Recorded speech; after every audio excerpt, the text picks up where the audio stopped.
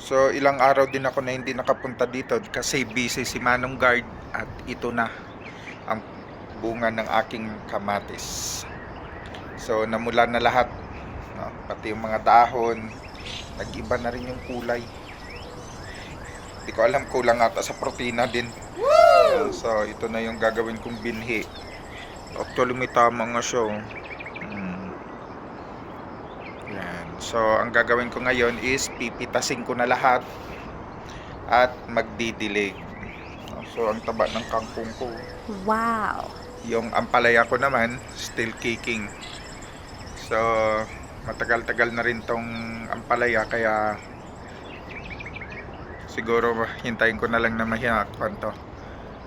maani tong dalawang bulilit na to.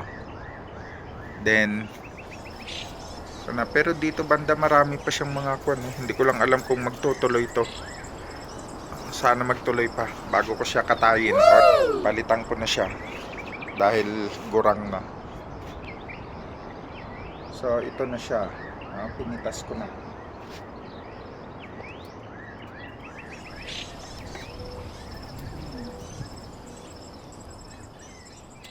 So dahil sa tagal medyo may tama na siya, pero ang kapal ng balat niya pa rin.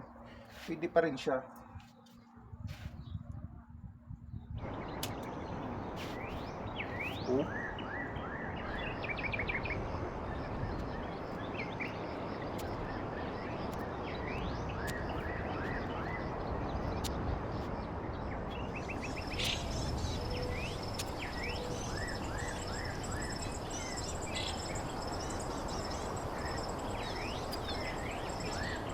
So ito na siya guys.